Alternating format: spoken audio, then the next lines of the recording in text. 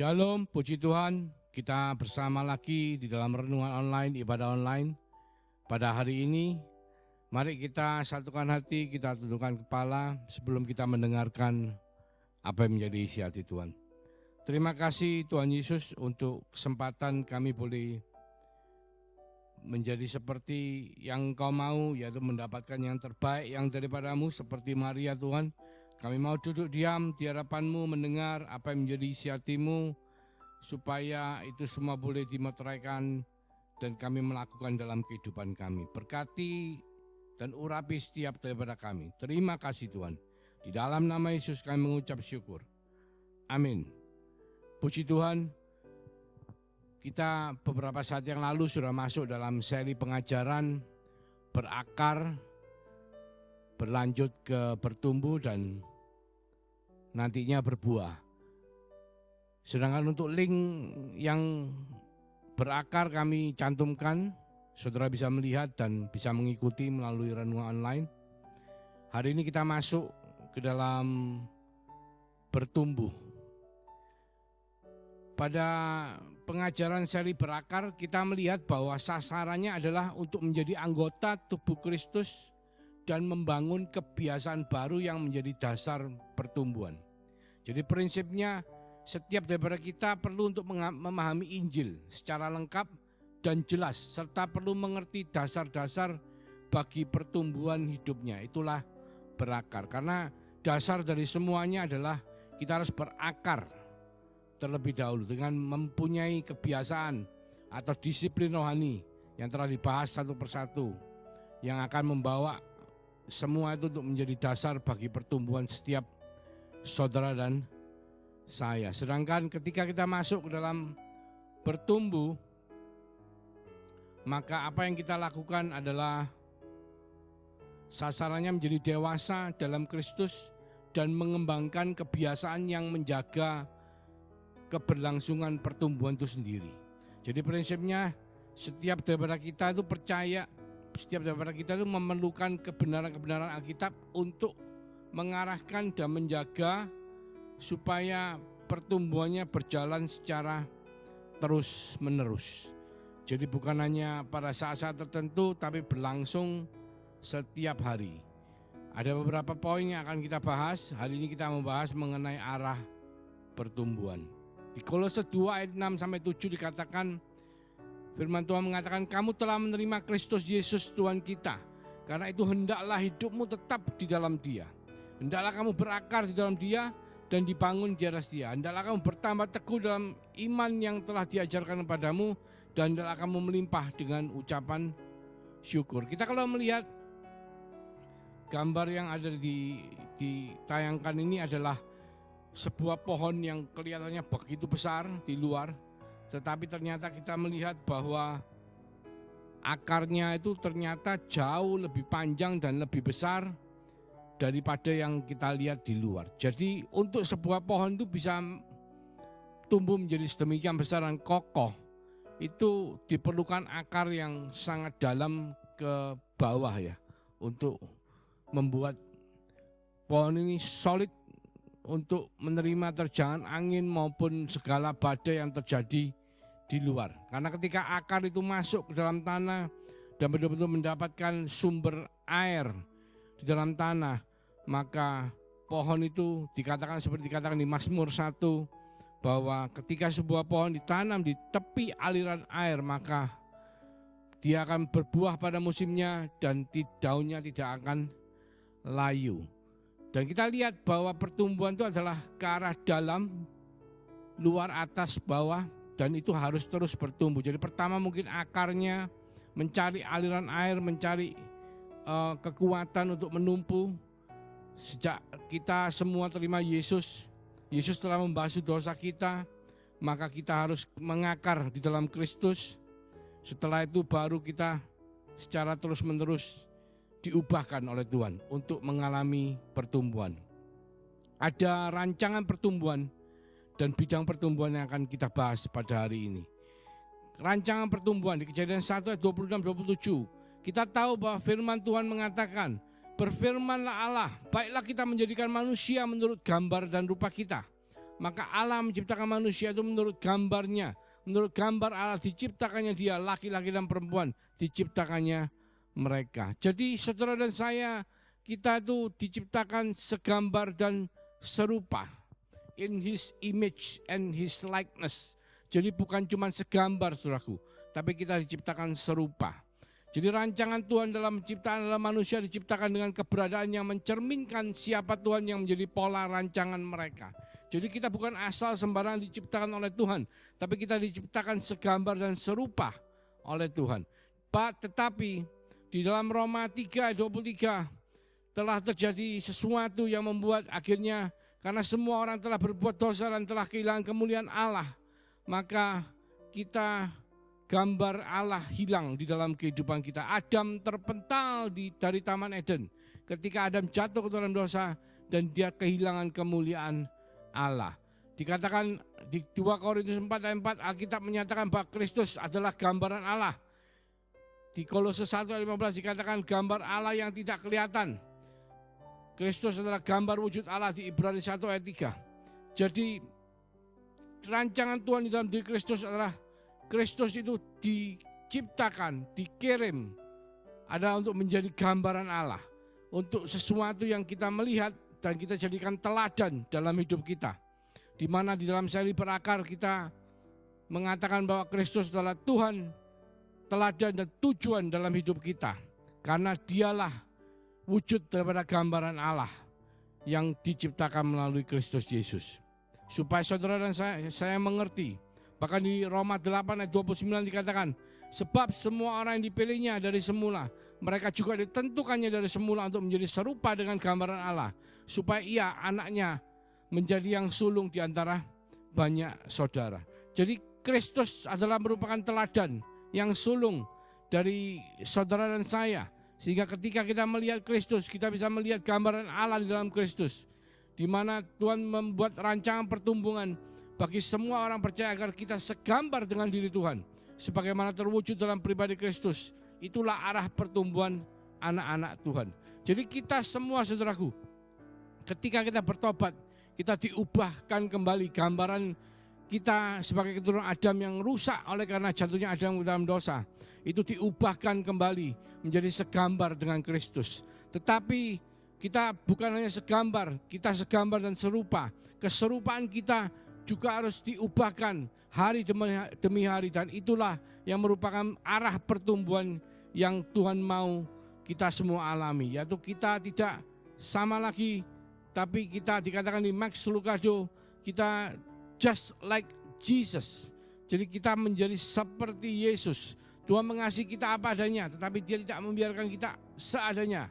Dia akan mengubah kita menjadi seperti Kristus. Mungkin ketika kita berdosa, kita berpakaian compang-camping seperti ketika anak bungsu kembali setelah menghabiskan uang warisan dari bapaknya dan dia kehabisan semuanya dan hidup dalam kenajisan. Dia kembali kepada bapaknya dengan pakaian yang compang-camping, dengan bau badan yang najis, yang kotor. Tetapi Bapa menerima dia apa adanya. Tapi kita lihat bahwa Bapa tidak tinggal diam. Bapa tahu bahwa dia harus mengubah anaknya untuk tidak menjadi seperti yang dulu, tetapi menjadi seperti yang baik, yaitu dengan pertumbuhan. Maka Bapa memanggil hambanya untuk membawakan jubah yang baru, untuk membawa anak yang bungsu untuk menjadi ciptaan baru, menjadi sesuatu yang baru. Demikian pula setiap saudara dan saya, ketika kita bertobat, Tuhan memulihkan gambar kita pada waktu itu, tapi keserupaan kita masih belum menjadi seperti Kristus, tetapi Tuhan ingin kita mengambil Dia sebagai teladan kita, mengambil Kristus sebagai Tuhan kita, tujuan dan teladan kita, supaya kita bertumbuh ke arah Dia. Kita mengubahkan kehidupan kita menjadi seperti Dia, just like Jesus. Rancangan Tuhan dalam penciptaan adalah membuat kita segambar dan serupa.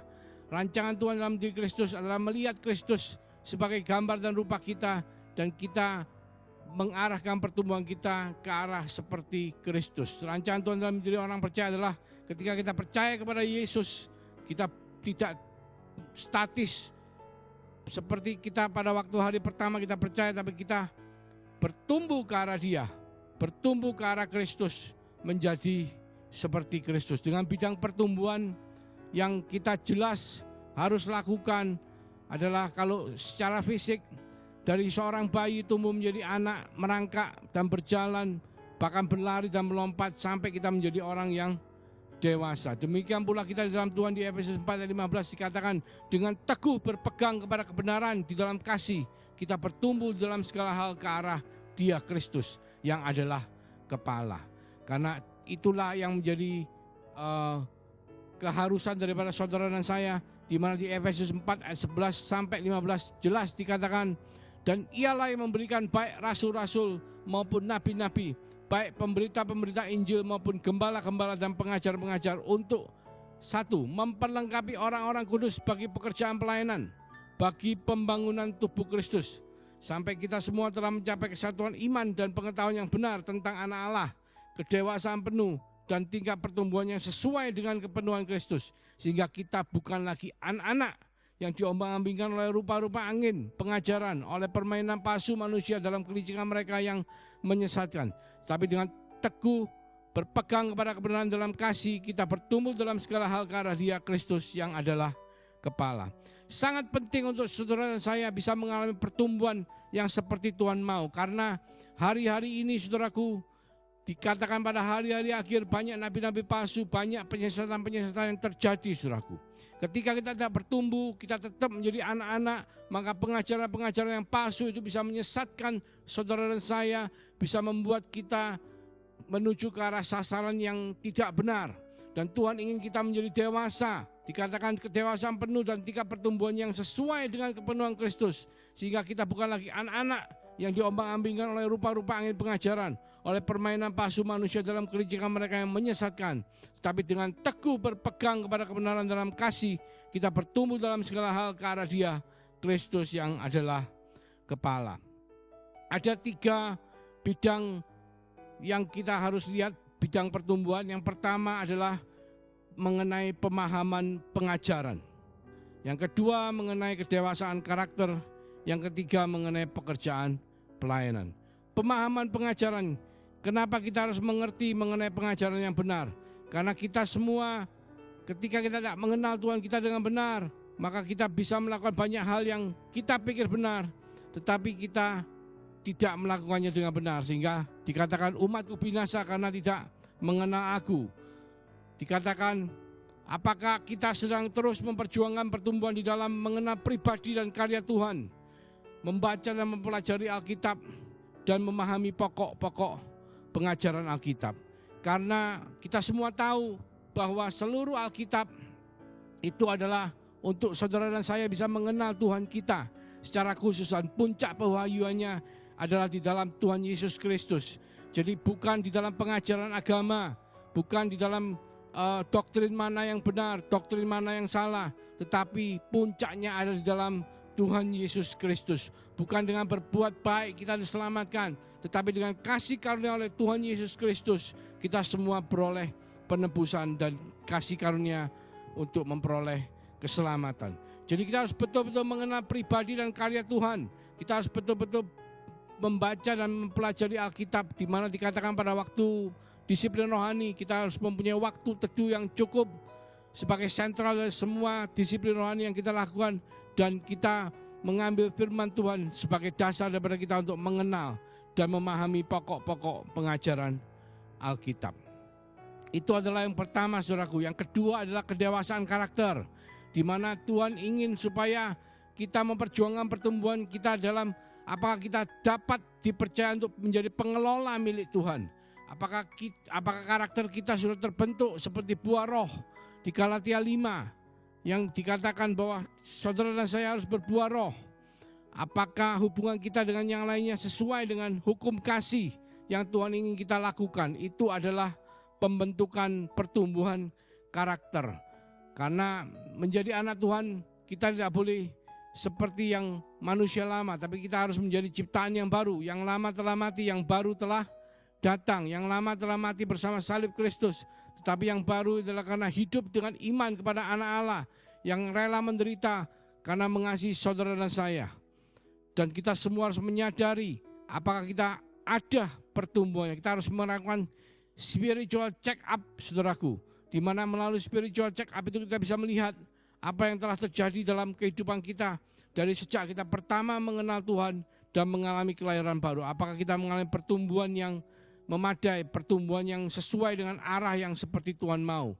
Bukannya menjadi lebih sombong rohani, saudaraku, tapi kita harus makin rendah hati, makin memahami pengajaran Alkitab dengan benar, makin dewasa dalam karakter rohani, menjadi anak-anak yang berbuah roh, bukan menjadi anak-anak Tuhan yang sombong rohani. Yang terakhir adalah kita harus melihat dalam pekerjaan pelayanan kita, apakah kita masih terus memperjuangkan pertumbuhan di dalam mengenali panggilan pelayanan. Ada beberapa dari kita dipanggil untuk menjadi penyembah-penyembah di dalam roh dan kebenaran. Ada yang dipanggil untuk menjadi nabi, ada yang dipanggil untuk menjadi pengajar. Tapi saudara harus menemukan siapakah saudara di dalam Tuhan. Karena disitulah Tuhan akan memakai saudara untuk bergerak, bertumbuh di dalam pelayanan, meningkatkan wawasan, bahkan melatih keterampilan pelayanan kita. Karena keterampilan itu harus dilatih, saudaraku. Seperti seorang olahragawan, ketika dia harus mau mengikuti sebuah pertandingan, dia harus mau melatih dirinya untuk mencapai bukan saja bagus tapi mahir, bahkan menjadi lebih daripada pemenang-pemenang. Karena tanpa kita latih keterampilan kita, kita tidak akan bisa menajamkan mata anak panah yang kita miliki. Dan Tuhan rindu supaya saudara dan saya bisa menemukan panggilan pelayan kita, bisa melatih keterampilan pelayanan kita, bisa menambah wawasan kita, supaya kita tidak diombang-ambingkan oleh pengajaran-pengajaran yang sesat. Terakhir, apakah kita sudah mencari dan menggunakan kesempatan memberitakan kabar baik dan melakukan pelayanan? Apakah kita sudah melayani Tuhan selama kita bertobat setelah mengalami kelahiran baru? Apakah kita hanya tidak melakukan apa-apa, saudaraku?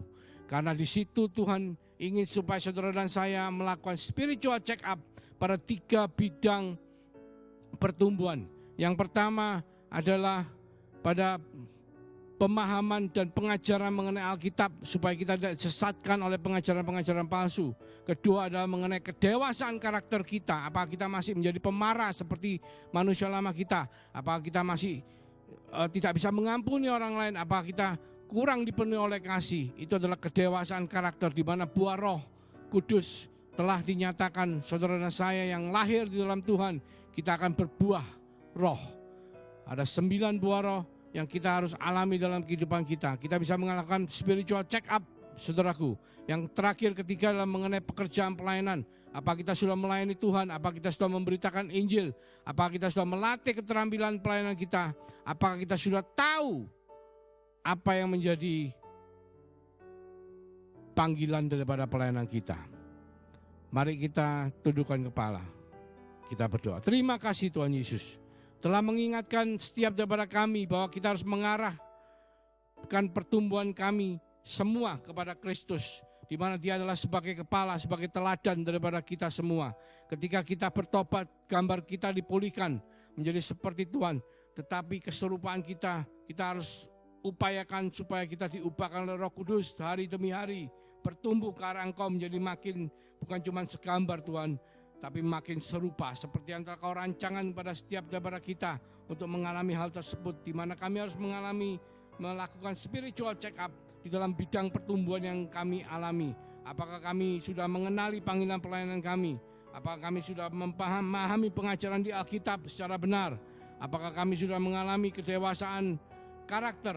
Kami sudah mengalami kasih kepada sesama kami? Dan apakah kami juga melatih keterampilan pelayanan kami supaya kami makin hari makin luar biasa dalam memberitakan Injil, dalam melakukan pelayanan untuk kemuliaan-Mu semata-mata. Karena kami tahu bahwa Engkau memberkati setiap daripada kami untuk kami boleh hidup menjadi berkat bagi bangsa-bangsa. Mulai dari hari ini Tuhan, sampai Engkau datang yang kedua kalinya, bahkan sampai Maranatha. Kami semua yang percaya di dalam nama Tuhan Yesus Kristus, kami sama-sama mengatakan amin.